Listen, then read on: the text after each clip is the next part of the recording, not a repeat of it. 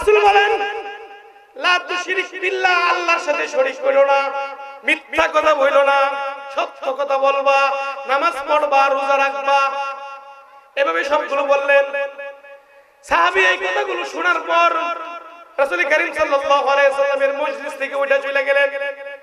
মজলিস থেকে বাড়িতে ফেরার সময় রোড অ্যাক্সিডেন্টে মারা গেছেন। রাস্তার মধ্যে কোনো এক কারণবশত মারা গেছেন। রাসূল করিম সাল্লাল্লাহু আলাইহি সাল্লামের কাছে খবর আসছে অমুক সাহাবী মারা গেছে। রাসূল করিম সাল্লাল্লাহু আলাইহি সাল্লাম বলেন, যে সাহাবীটা মারা গেছে এই সাহাবী কি রকম জানোনি? সাহাবায়ে কেরাম রাদিয়াল্লাহু তাআলা আনহুম বলেন, কেমন সাহাবী? রাসূল করিম সাল্লাল্লাহু আলাইহি সাল্লাম বলেন, এই সাহাবীটা হলো এই মুহূর্তে জিবরাইল আমার কাছে সংবাদ দিয়ে গেলেন, এই সাহাবীটা হলো সবচেয়ে সুন্দর জান্নাতের অধিকারী। আমল তো নাই, নামাজ তো এখনো পর্যন্ত দাঁড়াইতে পারে নাই, রোজাও তো রাখতে পারেন নাই, খালি রাসূলের জামানা থেকে আসছে, রাসূলের কাছ থেকে মুসলমান হয়ে বাঁচাইতেছে, বাঁচার আগে তো মরে গেল। এত আমল লাগে না, জান্নাত কামাইতে এত আমল লাগে। বেহেশতা যাকে আজারে নবাশাদম, বেহেশতা যাকে আজারে নবাশাদম, কাছে রাবা কাছে করে নবাশাদ, কাছে রাবা কাছে করে নবাশাদ। বেহেশতে যাইতে হইলে তো আমলের দরকার নাই, দিলটা ভালো লাগে, দিলটা ভালো লাগে। আবার আমার এই কথা শুনে আবার কেউ কেউ বললো, হুজুর এই জন্য তো নামাজ পড়ি না, দিল তো ভালো আছে। বেহেশতা যাকে আজারে নবাশাদ, কাছে রাবা কাছে করে নবাশাদ। মরতে হবে সকলকে, এই জন্য চলেন মরার আগে সোজা হয়। সাপ কিন্তু সোজা হয়, কিন্তু মরার পরে সবাই কিন্তু সোজা হয়ে যাবো, কিন্তু মরার পরে সোজা হয়ে লাভ নাই। মরনে ওয়ালা সব কোই হে, জিনে ওয়ালা কোই নেই, রুনে ওয়ালা সব হে লেকিন জানে ওয়ালা কোই নেই। দুনিয়ার সব মানুষ মরবে, বাঁচবে না কেউই।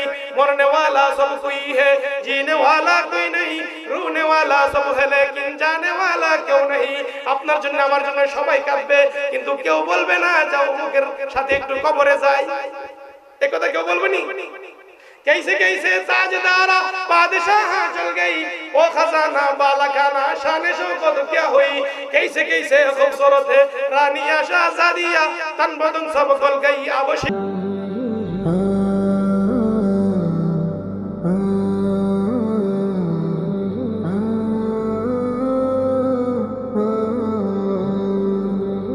নম্র মানুষের আদর সব জায়গাতেই হয়। যার কথা কর্কশ তার কথা কেউ শুনতে চায় না, যার কথার মধ্যে মিষ্টতা আছে তার কথা সবাই শুনতে চায়। নম্রতা আল্লাহ রাসূল সাল্লাল্লাহু আলাইহি ওয়াসাল্লাম বলেন, আল্লাহ তাআলা নিজেই নম্র। কেমন নম্র দেখেন, কত গুনাহ আমরা করি, প্রকাশ্যে করি, গোপনেও করি, কিন্তু আল্লাহ তাআলা যদি নম্র না হইতেন, রফিক না হইতেন, আল্লাহ তাআলা আমাদেরকে অবশ্যই দইরা দিতেন। আমাদের ভিতরে নম্রতার যে গুণ ধরে রাখতে পারি না, কিন্তু আল্লাহ রাব্বুল আলামিন কত নম্র ধরে রাখেন। আল্লাহ তাআলা সুযোগ দেন বান্দাদেরকে।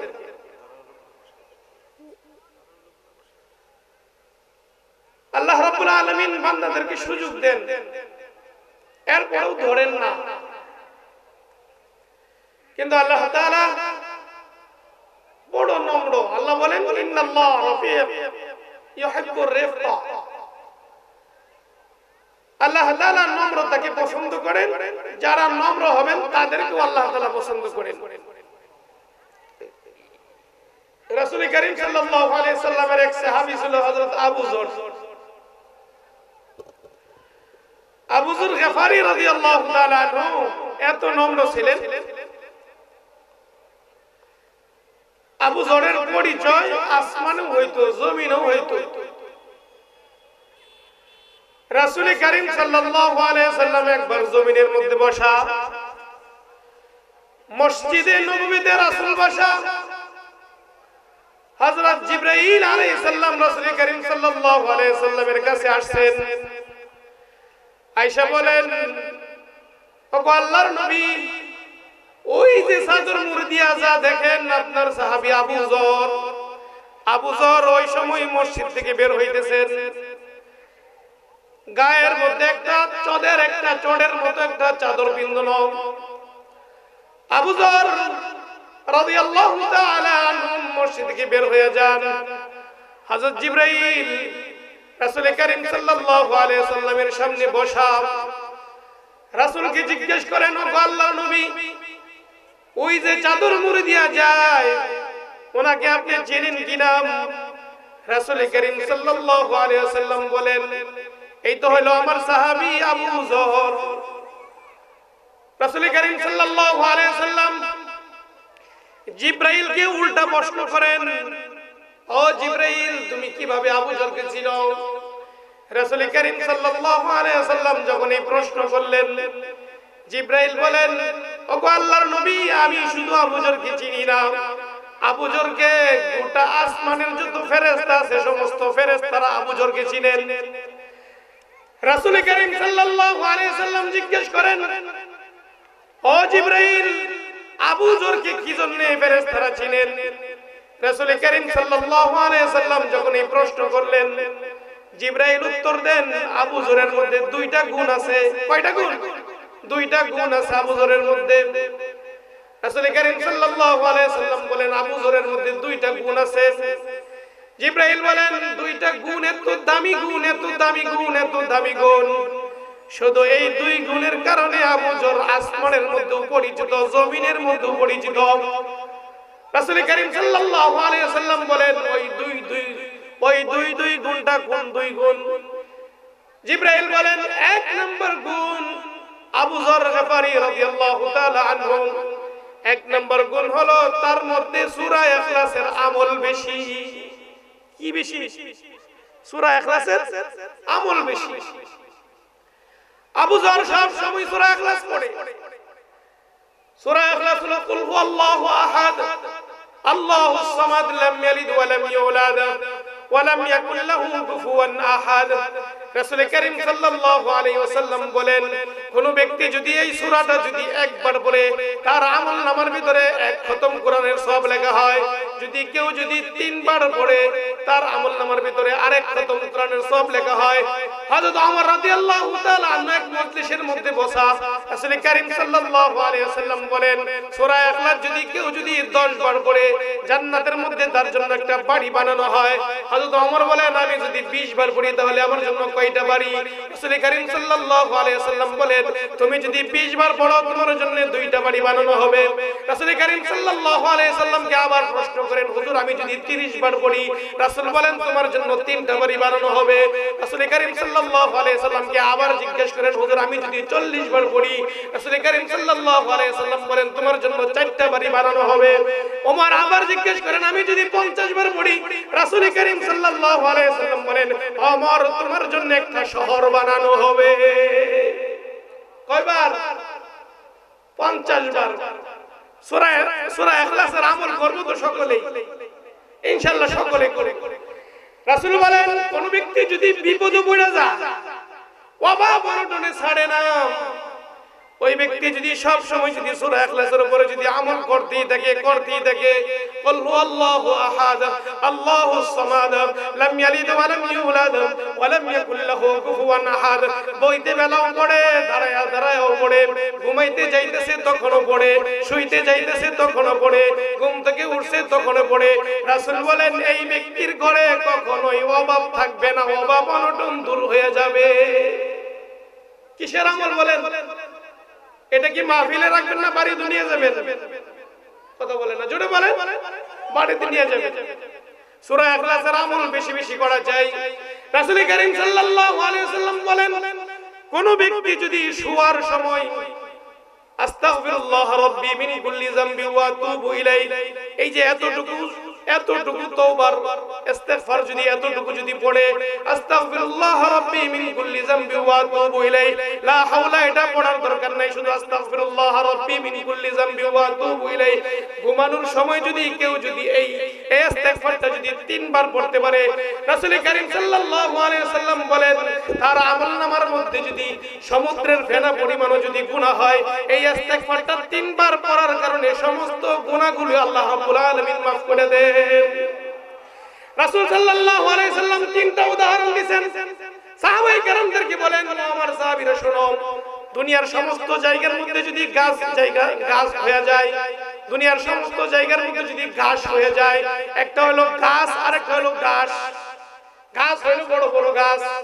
আরেকটা হলো ঘাস যেগুলো গরু ছাগলে খায় রাসূল বলেন এই ইস্তিগফারটা যদি ঘুমানোর সময় কেউ যদি 3 বার পড়ে তার এই সমস্ত দুনিয়ার গাছে এবং ঘাসে যদি পরিণত হয়ে যায় আর এই পরিমাণ গুনাহ যদি তার আমলনামার ভিতরে থাকে রাসূল বলেন 3 বার আস্তাগফিরুল্লাহ রাব্বি মিন কুল্লি যামবি ওয়া আতুবু ইলাইহি এই দোয়াটা পড়ার কারণে তার সমস্ত গুনাহগুলোকে আল্লাহ রাব্বুল আলামিন maaf করে দেন কয়বার 3 বার মাত্র পারবেন তো ইনশাআল্লাহ বাড়িতে যায় এই আমলটা আপনিও করবেন আপনার ঘরওয়ালি যিনি আছেন ওনাকেও শিক্ষা দিবেন ছেলে মেয়েদেরকেও শিক্ষা দিবেন রাসূল আরেকটা উদাহরণ দিয়েছেন রাসূল বলেন সারা দুনিয়া যদি মরুভূমিতে পরিণত হয় মরুভূমির মধ্যে সবচেয়ে বেশি বালু হয় রাসূল বলেন কি পরিমাণ বালু হয় কি পরিমাণ বালু এই বালুগুলো কেউ গুইনা সারতে পারবে না পারবেনি রাসূল কারীম সাল্লাল্লাহু আলাইহি ওয়াসাল্লাম বলেন মরুভূমির সমপরিমাণ গুনাহ যদি কারো আমলনামার মধ্যে যদি থাকে 3 বার যদি এই ইস্তিগফার পড়া যদি ঘুমাইতে পারে রাসূল কারীম সাল্লাল্লাহু আলাইহি ওয়াসাল্লাম বলেন এই 3 বার ইস্তিগফারটা পড়ার কারণে তার জীবনের সমস্ত গুনাহগুলো আল্লাহ maaf করে দেন বড় দামি আমল এটা ইনশাআল্লাহ এই আমল কিন্তু করতে দিবে না শয়তানে ভুলে যাবেন না দুইটা আমলের কথা বললাম একটা সূরা ইখলাস আর একটা ইস্তিগফার রাসূল কারীম সাল্লাল্লাহু আলাইহি ওয়াসাল্লাম আরেক হাদিসের মধ্যে বলেন কোন ব্যক্তি যদি মাগরিবের নামাজের পর এবং ফজরের নামাজের পর اللهم انت ربي لا اله الا انت خلقتني وانا عبدك وانا على عهدك ووعدك ما استطعت اعوذ بك من شر ما صنعت ابوء لك بنعمتك علي وابوء بذنبي فاغفر لي فانه لا يغفر الذنوب الا انت রাসূল বলেন এই সাইয়্যিদুল ইস্তিগফার কেউ যদি ফজরের পরে যদি একবার পড়ে আরেক ব্যক্তি কেউ যদি মাগরিবের পরে যদি একবার পড়ে রাসূল কারীম সাল্লাল্লাহু আলাইহি ওয়াসাল্লাম বলেন দিনের বেলা ফজরের পরে যদি কেউ যদি পড়ে ওই ব্যক্তি যদি দিনের বেলা মারা যায় আল্লাহ রাব্বুল আলামিন তাকে বিনা হিসাবে জান্নাতের ফয়সালা করে দিবেন মাগরিবের পরে কেউ যদি পড়ে রাতের বেলা যদি সে যদি মারা যায় আল্লাহ রাব্বুল আলামিন ওই ব্যক্তিকে জান্নাতের ফয়সালা করে দিবেন আবু যরের মধ্যে দুইটা গুণ যারা আমরা দাঁড়ায় রয়েছি ইনশাআল্লাহ এদিকে এসে বসে পড়ি এদিকে এসে বসে পড়ি সকল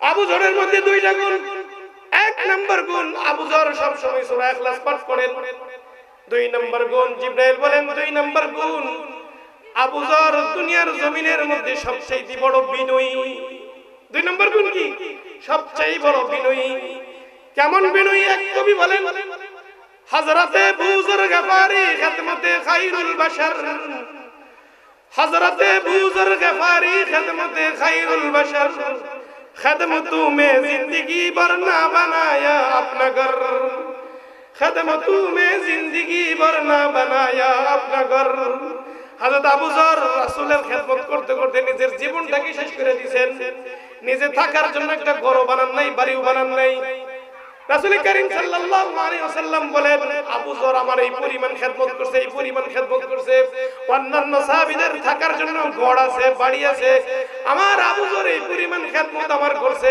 আমার খেদমতের কারণে আবু যর তার নিজের ঘরটা পর্যন্ত বানানোর সুযোগ পায় না আবু যর নিজেকে সব সময় বেশি ছোট মনে করতেন হযরত আবু যর গফারি খিদমতে খায়রুল বাশার खिदमतों में जिंदगी भर ना बनाया अपना घर নিজের ঘরটা পর্যন্ত বানান না এত নিজেকে ছোট মনে করতেন সব সময় আবু যর মনে করতেন আমি গোলাম গোলামের মতো আমি থাকি দুনিয়ার জমিনেও কেউ যদি এই ব্যক্তি যদি নিজের মধ্যে যদি নম্রতার গুণ নিয়ে আসে, নিজেকে ছোট মনে করেন, রাসূল কারীম সাল্লাল্লাহু আলাইহি ওয়াসাল্লাম বলেন, মান তাওয়াযা লিল্লাহি রাফাআহুল্লাহ ওয়া মান তাকাব্বারা ওয়াযাহুল্লাহ। দুনিয়ার জমিনে যারা নিচু আল্লাহ তাআলা তাদেরকে উঁচা বানায় দেন, আর যারা উঁচু আল্লাহ তাআলা তাদেরকে নিচা বানায় দেন। নিচু মানুষকে উঁচা বানান, উঁচা মানুষকে নিচা বানান, এটা আল্লাহ তাআলার নিজাম। অহংকারীকে আল্লাহ তাআলা কখনোই বেশি দিন রাখেন না। অহংকারী বেশি দিন ক্ষমতার মধ্যে থাকতে পারেন না। অহংকারী বেশি দিন দুনিয়ার জমিনে থাকে না। অহংকারীর দাঙ্গা হাঙ্গামার সময়টা বেশি দিন চলে না। অহংকারীর পতন একদিন না একদিন হয়েই যায়। কিন্তু নম্র যে তার পতন, তার মর্যাদা সবসময় আল্লাহ তাআলা দিতেই থাকেন। এইজন্য হযরত ওমর আল্লাহ রাব্বুল আলামিনের কাছে দোয়া করতেন, আল্লাহুম্মা জাআল আইনি সগীরা ওয়া আয়ুনিন নাস কাবীরা। ওগো আল্লাহ, আপনি আমাকে আমার চোখে বড় ছোট বানায় দেন, মানুষের চোখে আপনি আমাকে বড় বানায় দেন। আমি যদি আমার চোখে যদি বড় হই অহংকারী, আর মানুষের চোখে যদি আমি বড় হই তাহলে অহংকারী নাই, আমার দ্বারা কাজ হবে। কি বলেন, তাই না? মানুষের চোখে যদি আপনি বড় হইতে পারেন, আপনার দ্বারা সমাজের কাজ হবে। আর আপনার চোখে যদি আপনি বড় হন, তাহলে আপনাকে দিয়ে কিছু হবে না সমাজে, বরং আরো ক্ষতি হবে। কত বাস্তব পেলাম না, বাস্তব বলেন। এইজন্য ওমর দোয়া করতেন, আল্লাহুম্মা জাআল আইনি সগীরা ওয়া আয়ুনিন নাস কাবীরা। ওগো আল্লাহ, আপনি আমার চোখে আমাকে ছোট বানায়া দেন, মানুষের চোখে আপনি আমাকে বড় বানায়া দেন। ওমর দোয়া করতেন সব সময় এটা, নিজের চোখে আল্লাহ আপনি আমাকে ছোট বানান। আমরাও এই দোয়াটা সব সময় করব, ওগো আল্লাহ, আপনি আমাদের চোখে আপনি আমাকে ছোট বানায় দেন, মানুষের চোখে আপনি আমাদেরকে বড় বানায় দেন। মানুষ যদি আমাকে বড় জানে তাহলে আমার দ্বারা কাজ হবে, আমি যদি আমাকে বড় জানি আমার দ্বারা কিছু হবে না, কিছু হবে না, কিচ্ছু হবে না, বরং লাভের চাইতে ক্ষতি বেশি হবে। মানুষ যদি কেউ যদি নিজেকে বড় মনে করে তাহলে তার দ্বারা ক্ষতি বেশি হয়, আর কেউ যদি নিজেকে ছোট মনে করে তার দ্বারা লাভ বেশি হয়, লাভ বেশি হয়। হযরত আবু বকর কি পরিমাণ নিজেকে ছোট মনে করতেন, কি পরিমাণ ছোট মনে করতেন। হযরত আবু বকর সিদ্দিক রাদিয়াল্লাহু তাআলা আনহু মসজিদের নববী থেকে বের হয়ে একদিন রাস্তা দিয়ে মদিনার গলিতে গলিতে গলিতে হাঁটতেছেন। হযরত ওমর রাদিয়াল্লাহু তাআলা আনহু রাত্রে বেলা তার সাথে সাক্ষাৎ। ওমর রাদিয়াল্লাহু তাআলা আনহু জিজ্ঞেস করেন, খলিফাতুল মুসলিমিন, আমরা সরকারি কোষাগার থেকে আপনার বেতন বাড়াইয়া দিলাম, আপনি বেতন বাড়াইয়া নেন না। শীতকাল ঠান্ডা পড়তেছে, এত ঠান্ডার ভিতরে আপনি এই মদিনার গলিতে গলিতে হাঁটতেছেন, আপনি অথচ আপনার পায়ের ভিতরে কোনো জুতা নাই, স্যান্ডেল নাই। আপনাকে আমরা বেতন বাড়াইয়া দিলাম, বেতনটা বাড়াইও আপনি নিলেন না, অথচ আপনি আজকে এই পাথরি জমিন দিয়ে আপনি হাঁটতেছেন।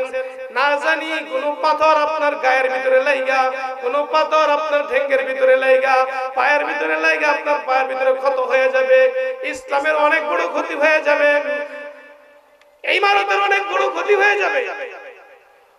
হযরত ওমর বলেন, আপনি যেহেতু জুতা কিনেন নাই দৌড়েন, আমি আমার জুতাগুলো খুলে দিলাম, আমার এই জুতাগুলো আপনি পয়রা পয়রা মদিনার গলিতে গলিতে হাঁটবেন। হযরত আবু বকর বলেন, বড় আজীব কথা। আবু বকর বলেন, ওমর, তুমি ভাবছো আমার জুতা নাই? আমারও তো জুতা আছে, আমারও সুন্দর একজন জুতা আছে। ওমর, আমি জুতাগুলো পয়রা আমি বের হই নাই, কারণ মদিনার গলিতে গলিতে মুসলমানরা ঘুমাইতেছে, আমি জানি না আমার এই জুতার আওয়াজে কার না জানি ঘুম ভাঙা যায়, আমি জানি না।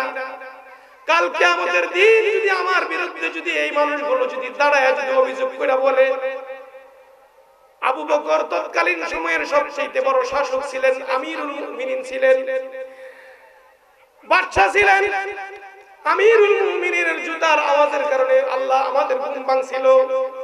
আজকে ওই বিচারটা এখানে দায়ের করলাম, আপনি আবু বকরের বিচার করেন।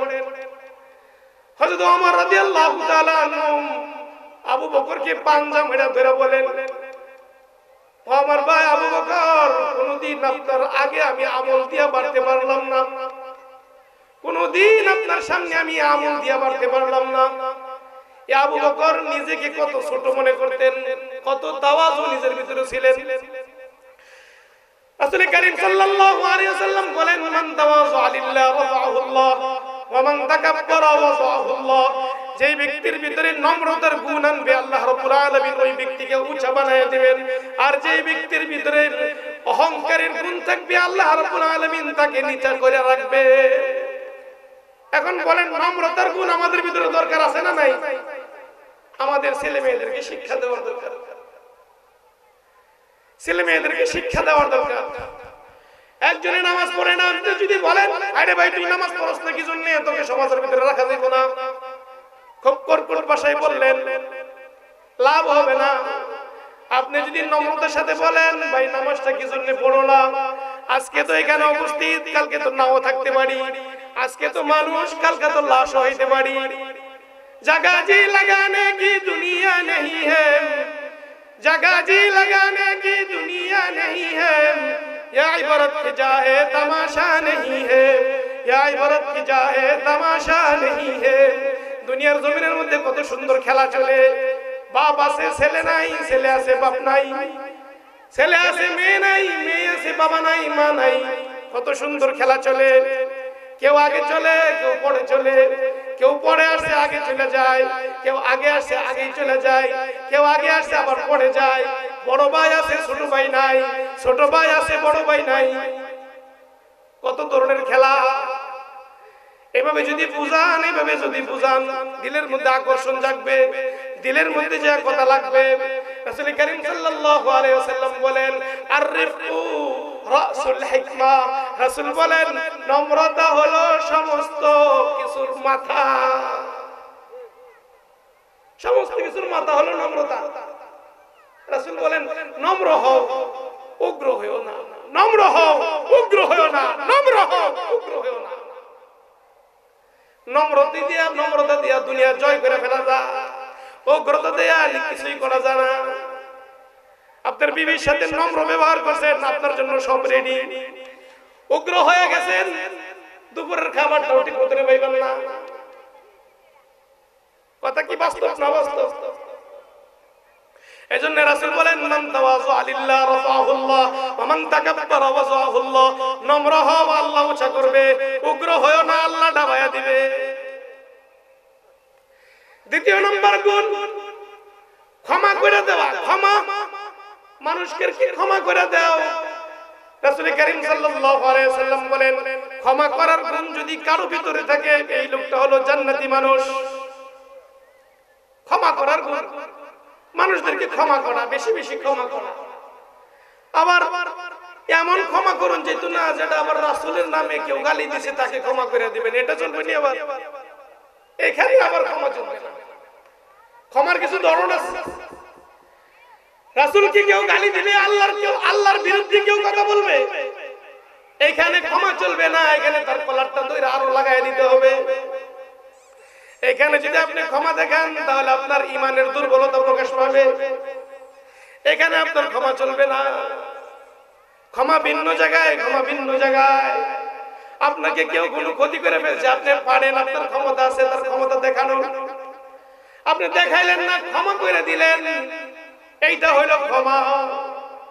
হযরত ওমর রাদিয়াল্লাহু তাআলা আনহু, ওমর রাদিয়াল্লাহু তাআলা আনহু এক বাচ্চার ছেলেকে বন্দী করছেন। ওমর রাদিয়াল্লাহু তাআলা আনহু যখন বাচ্চার ছেলেকে বন্দী করলেন, বাচ্চার ছেলেকে ফাঁসি দিবেন, ফাঁসি দেওয়ার আগ মুহূর্তে ছেলেটাকে ডাকছে, আসো তোমার জীবনের শেষ কি ইচ্ছা আছে বলো আমাকে। ওমর বললেন, তোমার জীবনের কি শেষ ইচ্ছা আমাকে শোনাও, আমি শুনা তোমার শেষ ইচ্ছাটা পূরণ করব। ওমর রাদিয়াল্লাহু তাআলা আনহু যখন বললেন তোমার শেষ ইচ্ছা আমি পূরণ করব, ছেলেটা বলেন, আপনি জিন্দেগি তো আমার শেষ ইচ্ছা পূরণ করতে পারবেন না। ওমর বলেন, না পারবো, তুমি বলো। ছেলে বলে, আমার এক গ্লাস পানি খেতে মন চায়। কি খেতে মন চায়? এক গ্লাস পানি খেতে মন চায়। আমরা বলে কইলাম, বলে মার সাথে সাক্ষাৎ করলাম, হইলে ছেলেটার লগে সাক্ষাৎ করলাম, হইলে একটু ছুটি দেন, মার সাথে শেষ একটু কথা বলতে চাই, বিবির সাথে শেষ একটু কথা বলতে চাই। ছেলে বড় বিচক্ষণ, ছেলে বলে আমি এগুলা চাই না, আমি এক গ্লাস পানি খাইতে চাই, আমাকে এক গ্লাস পানি দেন। হযরত ওমর রাদিয়াল্লাহু তাআলা এক গ্লাস পানি দিলেন। হযরত ওমর রাদিয়াল্লাহু তাআলা যখন এক গ্লাস পানি দিলেন, ওমর মাথার উপরে দাঁড়ায় রইছেন। ছেলে বলেন, ওমর আপনাকে দেখে আমার বড় ভয় হয়, না জানি পানি খাওয়ার আগে আপনি আমার কল্লাটা ফালায়া দেন। ওমর বলেন, না, তোমাকে পানি খাওয়ার আগে আমি কল্লা ফালাবো না। ছেলে বলে, না, আমার বিশ্বাস হয় না, আমার মন বলে আপনি আমার কল্লা ফালাই দিবেন। ওমর বলেন, না, আমি কল্লা ফালাবো না। ছেলে বলে, না, আমার বিশ্বাস হয় না, আপনি কসম খায়া বলেন। এই গ্লাসের পানি যতক্ষণ পর্যন্ত তুমি না খাইতে পারবা ততক্ষণ পর্যন্ত তোমার ফাঁসি দেওয়া হবে না। ওমর রাদিয়াল্লাহু তাআলা বলেন, এখন ছেলে শিক্ষা দিয়ে দিতেছে, ছেলে শিখাইতেছে, আপনি বলেন খোদার কসম, আল্লাহর কসম, যতক্ষণ পর্যন্ত এই গ্লাসের পানি আমি খাইতে পারবো না ততক্ষণ পর্যন্ত আপনি আমার কল্লা ফালাবেন না। এই কথাটা আপনি বলেন। হযরত ওমর বলেন, আল্লাহর কসম, যতক্ষণ পর্যন্ত তুমি এই গ্লাসের পানি না খাইতে পারবা ততক্ষণ পর্যন্ত তোমাকে আমি হত্যা করব না, ফাঁসিতে ঝুলাবো না। হযরত ওমর রাদিয়াল্লাহু তাআলা আনহু যখন এই কসম খায়া শেষ করে ফেলছেন, ছেলেটা চালাকের সাথে গ্লাসের যত পানি ছিল সবগুলো মাটির মধ্যে ফেলাই দিয়েছে। ওমর রাদিয়াল্লাহু তাআলা আনহু আশ্চর্য, কি ব্যাপার, তুমি না বললা পানি খাইবা, তুমি কিন্তু পানিগুলো খাও নাই, তুমি মাটির মধ্যে ফেলাইয়া দিছো। ওমর বলেন, তুমি তোমার কথা ঠিক রাখো নাই। ছেলেটা এখন বলে, ওমর আপনিও কিন্তু বলছেন খোদার কসম, যতক্ষণ পর্যন্ত আমি এই গ্লাসের পানি না খাবো ততক্ষণ পর্যন্ত আপনি আমাকে হত্যা করবেন না। আপনি আমাকে এই গ্লাসের পানিগুলো উঠায় দেন, এরপরে আমি পানি খাবো, পানি খাওয়ার পর আপনি আমাকে ফাঁসিতে ঝুলাবেন। ওমর রাদিয়াল্লাহু তাআলা আনহু বলেন, মাটিতে যদি পানি পড়ে যায় শুধু মাটির মধ্যেই থাকে না, বালু মাটি যদি হয় পানিগুলো চুষে খায় ফেলে। ওমর রাদিয়াল্লাহু তাআলা আনহু বলেন, পানি তো এখন উঠানো সম্ভব নয়। ছেলে বলেন, যেহেতু পানিটা উঠানো সম্ভব নয়, পানি আপনি আমাকে খাওয়াইতে পারবেন না, আর আমি আপনাকে কসম খাওয়াইছিলাম এই গ্লাসের পানির উপরে, যেহেতু আপনি আমাকে পানি খাওয়াইতে পারবেন না, সুতরাং আপনি আমাকে ফাঁসির দড়িতে ঝুলাইতে পারবেন না। বড় বিচক্ষণ ছেলে, তাই না? ওমর রাদিয়াল্লাহু তাআলা তার এই বিচক্ষণতা দেখে বড় আশ্চর্য হইছেন। ওমর বলেন, যাও, আমি তোমাকে ক্ষমা করে দিলাম, আমি তোমার আর শাস্তি দিব না। তোমার জন্য যে ফাঁসির রায় হয়েছিল ওই ফাঁসির রায়কে আমি বরখাস্ত করে দিলাম, তোমাকে বেকসুর খালাস দিয়ে দিলাম, যাও, তোমাকে আমি মাফ করে দিলাম। ওমর রাদিয়াল্লাহু তাআলা আনহু যখন তাকে মাফ করে দিলেন, ক্ষমা করে দিলেন, ওমর রাদিয়াল্লাহু তাআলা আনহু তার এই দয়া দেখা, তার এই আগ্রহ দেখা, অনুগ্রহ দেখা ছেলেটা ওমর রাদিয়াল্লাহু তাআলা আনহুকে বলেন, ওমর যে ইসলাম এত সুন্দর একটা শিক্ষা দেয়, ওই ইসলামের মধ্যে আপনার হাতের সাথে হাত মিলাইয়া ওমর আপনি আমাকে মুসলমান বানাই আপনার দলের মধ্যে শামিল করে নেন। ইসলাম মানুষকে ক্ষমা শিক্ষা দেয়। রাসূল করিম সাল্লাল্লাহু আলাইহি ওয়াসাল্লামকে সবসময় মানুষরা গালিগালাজ করত, রাসূল সাল্লাল্লাহু আলাইহি ওয়াসাল্লামকে সবসময় মানুষ বকাবদ্ধ করত। রাসূল সাল্লাল্লাহু আলাইহি ওয়াসাল্লামের জমানায় এক ব্যক্তির নাম ছিল জেমাত। কি নাম? জেমাত। রাসূল সাল্লাল্লাহু আলাইহি ওয়াসাল্লামকে সব সময় গালিগালাজ করতেন। জেমাতের একটা গুণ ছিল কি, মানুষের হাত দেখে সে বলতে পারতো লোকটা কি করে, তার ভাগ্যে কি আছে, গণক যেমন বলে না এমন বলতে পারতো। রাসূল করিম সাল্লাল্লাহু আলাইহি ওয়াসাল্লাম একদিন রাস্তা দিয়ে যাইতেছেন, জামাত রাসূল সাল্লাল্লাহু আলাইহি সাল্লামকে দেখছেন। রাসূলকে দেখার পর জামাত জিজ্ঞেস করে, ও মুহাম্মদ, তুমি কোথায় যাও, এদিকে আসো। জামাত রাসূল সাল্লাল্লাহু আলাইহি সাল্লামকে ডাকলেন। ডাকার পর রাসূল সাল্লাল্লাহু আলাইহি সাল্লামের হাতটা ধরে হাতটা দেখেন। জামাত রাসূল সাল্লাল্লাহু আলাইহি সাল্লামের তখন হাতের দিকে তাকাইছেন। হাতের দিকে তাকায়া বিভিন্ন ধরনের কথাবার্তা বলা শুরু করে দিয়েছেন।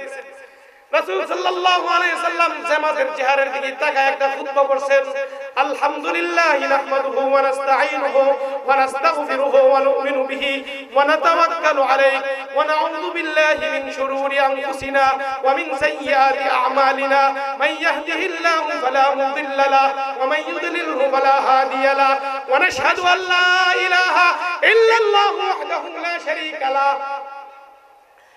রাসূল করিম সাল্লাল্লাহু আলাইহি সাল্লাম এই খুতবাটা পড়লেন, জামাত এই খুতবাটা শুনলেন, শোনার পর জামাত আবার বলেন আইদা আলাইয়া, মুহাম্মদ তুমি কি জানি বললা আবার পড়ো। রাসূল আবার বললেন, দুইবার শোনার পর জামাত আবার বলে আইদা আলাইয়া, রাসূল কি জানি বললেন আবার পড়েন, তিনবার শুনাইলেন, তিনবার শোনানোর পর জামাত বলে আবার বলেন, আবার শুনাইলেন।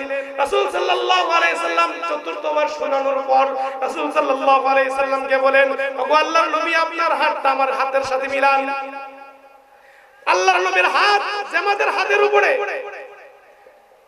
রাসূল করিম সাল্লাল্লাহু আলাইহি সাল্লাম যখন জামাত বলেন, লাকাদ সামিআতু কাওলাল কাহানাতি ওয়া কাওলাস সাহারাতি ওয়া কাওলাশ শুআরা'i মা সামিআতু মিসলা হাউলাইল কালিমাত।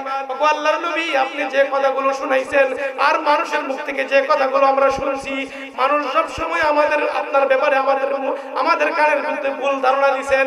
আপনি নাকি সবচেয়ে বেশি জাদুকর, আপনি নাকি মানুষদেরকে জাদু করে করে আপনার ধর্মের ভিতরে ঢুকান, আপনি নাকি জাদু টোনা করেন, আপনি নাকি বিভিন্ন ভাবে ধর্মের মধ্যে মানুষদেরকে আকৃষ্ট করেন। আপনার এই খুতবা বলে আপনি তো জাদুকর নয়। লাকাদ সামিআতু কাওলাল কাহানাতি ওয়া কাওলাস সাহারাতি ওয়া কাওলাশ শুআরা'i মা সামিআতু মিসলা হাউলাইল কালিমাত। আপনার এই খুতবার কালিমাগুলো বলে আপনি একজন নবী। আইদা আলাইয়া আনা উবাইউকা আলাল ইসলাম। ওগো আল্লাহর নবী, নবী মুহাম্মদ আপনার হাতের উপর আমার হাতটা রাইখা আমি কালিমা পড়া আশহাদু আল্লা ইলাহা ইল্লাল্লাহু মুহাম্মাদুর রাসূলুল্লাহ আপনি সাক্ষী দেখেন আমি জামাত আজকে থেকে আপনার দলের মধ্যে শামিল হয়ে গেলাম। জামাতের এই আচরণ দেখা রাসূল করিম সাল্লাল্লাহু আলাইহি সাল্লাম বলেন, ও জামাত তোমার প্রতি বড় আমার খুব ছিল, তুমি সব সময় আমাকে গালিগালাজ করতা।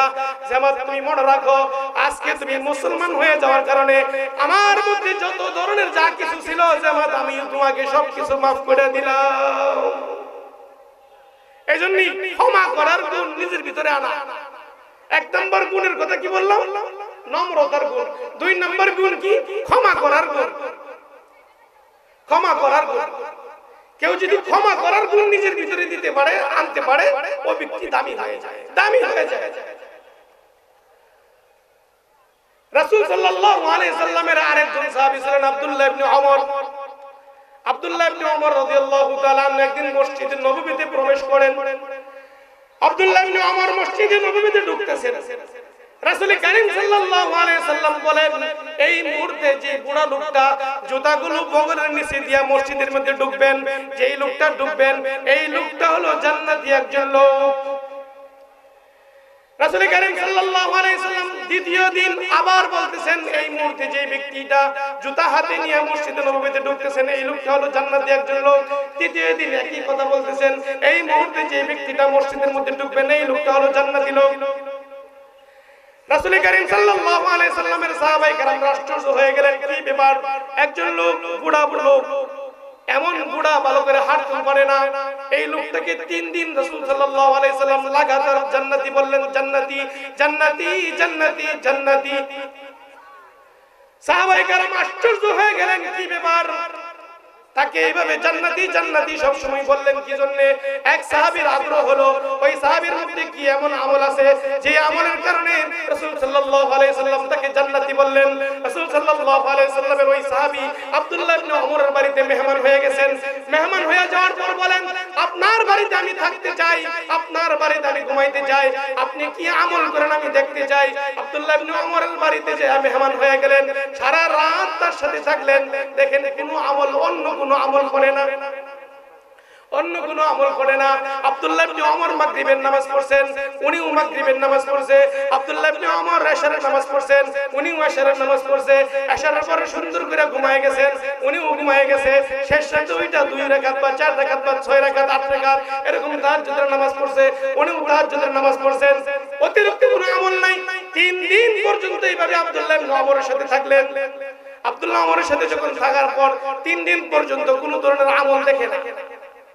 3 দিন পর্যন্ত কোনো আমল পায় না, খুঁজা অতিরিক্ত কোনো আমল নাই। অথচ রাসূল করিম সাল্লাল্লাহু আলাইহি সাল্লাম এই লোকটাকে জান্নাতি বললেন, অথচ ওই সাহাবীকে জান্নাতি বলেন নাই। ওই সাহাবীর ভিতরে সবচেয়ে বড় আগ্রহ জাগলো, কি এমন আমল করে যে আমলের কারণে তাকে জান্নাতি বলল, আমাকে বলে নাই। শেষ পর্যন্ত সাহাবী আগ্রহের সাথে জিজ্ঞাসা করে বললেন, ওগো মুরব্বি, আপনি কি এমন আমল করেন যে আমলের কারণে রাসূল সাল্লাল্লাহু আলাইহি সাল্লাম 3 দিন লাগাতার আপনাকে জান্নাতি জান্নাতি জান্নাতির ঘোষণা দিলেন? সাহাবী বলেন, আমার ভিতরে এমন কোনো আমল নাই, তবে আমার ভিতরে একটা আমল আছে। আমি যখন ঘুমাইতে যাই, ঘুমানোর পূর্বে আমার সাথে যারা লেনদেন করছে তাদেরকেও, যারা করে নাই তাদেরকেও, আমার সন্তান তাদেরকেও, আমার বিবি তাদেরকেও, আমার ঘরওয়ালা তাদেরকেও, আমার পাড়া প্রতিবেশী তাদেরকেও, আমার আত্মীয় স্বজন তাদেরকেও, সকলকে আমি পাইকারি হারে মাফ করে দিয়া তারপরে ঘুমাই। কি করে ঘুমাই? মাফ করে দিয়া ঘুমাই। কি করে? মাফ করে দিয়া ঘুমাই। এই জন্যই মানুষকে ক্ষমা করার গুণ নিজের ভিতরে ফিটিং করা বিশাল বড় ইবাদত। কাল কিয়ামতের দিন নামাজের কারণে কোনো মুসলমান আটকাবে না, এটা আল্লাহর হক। রোজার কারণে কোনো মুসলমান আটকাবে না, এটা আল্লাহর হক। যাকাতের কারণে অত বেশি আটকাবে না, এটাও আল্লাহর হক। হজের কারণে আটকাবে না, এটাও আল্লাহর হক। আমার হক আমি যদি মাফ করে দেই, কেউ বাধা দিতে পারবে না। আল্লাহর হক যদি আল্লাহ মাফ করে দেন, কেউ বাধা দিতে পারবে না। কিন্তু আপনি যদি কারো হক যদি নষ্ট করে ফেলেন, কোন বান্দার হক যদি আপনি নষ্ট করেন, আপনার বোনের হক যদি আপনি নষ্ট করেন, আপনার বড় ভাইয়ের হক যদি আপনি নষ্ট করেন, ছোট ভাইয়ের হক যদি আপনি নষ্ট করেন, নাকি আপনি কিন্তু কাল কিয়ামতের দিন ছাড় পাবেন না। মনে রাখতে হবে, এটা বান্দার হক, এখান থেকে ক্ষমা নিতে হবে। মনে রাখবেন, সারা জীবন মানুষ নামাজ পড়বে, সারা জীবন মানুষ নামাজ পড়ছে, হজ করছে, যাকাত দিছে, রোজা করছে, কত কিছু করছে, আমলের কোনো অভাব নাই। শেষ পর্যন্ত যে আটকা যাবে, কিন্তু আটকে গেছস কি লিগা? বলে বাইরের হকটা মেরে দিছিলাম। কি জন্য আটকে গেছস? বাজারে গেছিলাম, ব্যবসায়ীর কাছ থেকে মাল কিনা, বলছিলাম সকালে টাকা দিতেছি, আর দেই নাই। বুঝেন নাই? এটা কি মনে করেন আমাদের মধ্যে নাই? আহা, বিশ্বাস করবে না, সত্যি কথা। আসলে আল্লাহ রাব্বুল আলামিন আমাদের সকলকে যেন এগুলোর থেকে হেফাজত করেন, সকলে বলি আমিন। ওয়াজ অনেক জানি, আপনারাও জানেন, লাভ নাই। লাভ আছে নি? কামাসালিল হিমারি আসফা। আল্লাহ বলেন, গাধা সবচেয়ে বেশি বোঝা বহন করতে পারেন,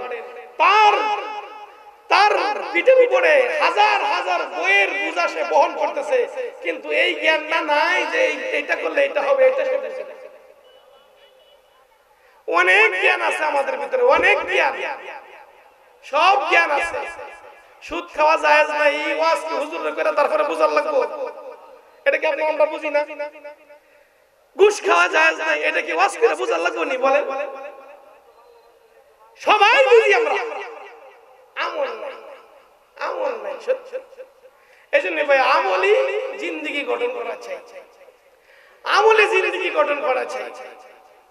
আপনি যদি এই মাহফিল থেকে সামান্য একটু আমল যদি আপনি শিখে যেতে পারেন, এই মাহফিল সার্থক, আপনার এই বসা সার্থক, আপনার এই শোনা সার্থক।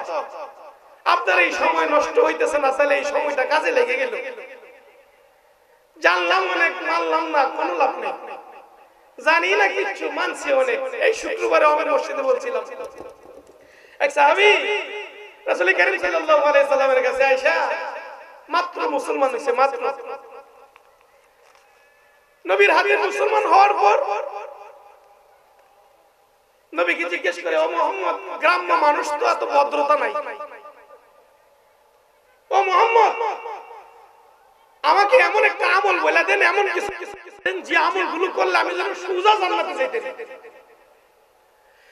রাসূল বলেন, লা তুশরিক বিল্লাহ, আল্লাহর সাথে শরীক করিও না, মিথ্যা কথা বইলো না, সত্য কথা বলবা, নামাজ পড়বা, রোজা রাখবা, এভাবে সবগুলো বললেন।